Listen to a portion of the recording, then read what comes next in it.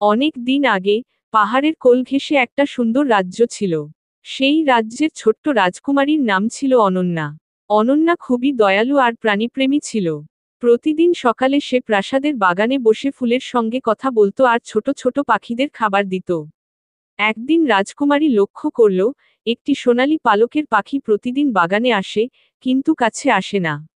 দূর থেকে তার গান গেয়ে চলে যায়। অনন্যা খুব কৌতূহলী হল। সে ধীরে ধীরে পাখির সাথে বন্ধুত্ব করার চেষ্টা করল। প্রতিদিন খাবার রেখে যেত, আর মিষ্টি করে কথা বলতো। কয়েকদিন পর সেই পাখিটি অনন্যার কাঁধে বসল। তখনই আশ্চর্য ঘটনা ঘটল। পাখিটি আসলে একটি জাদুকরী পাখি, যে মানুষের ভাষায় কথা বলতে পারে। সে বলল, রাজকুমারী, আমি আসলে এক জাদুকর রাজপুত্র। এক দুষ্ট জাদুকর আমাকে পাখি বানিয়ে রেখেছে। কিন্তু তোমার দয়া আর ভালোবাসায় আমি ধীরে ধীরে মুক্তি পাচ্ছি। রাজকুমারী বিস্মিত হল, তবে ভয় পেল না। সে বলল, তুমি চিন্তা করো না, আমি তোমাকে মুক্ত করতে যা পারি করব। পাখিটি জানালো, মুক্তির জন্য প্রাসাদের বাগানে থাকা পুরনো গাছের নিচে একটি লুকানো জাদুকরী ফুল আছে। সেই ফুল এনে যদি তার ডানায় ছুঁয়ে দেওয়া যায়, তবে অভিশাপ ভেঙে যাবে।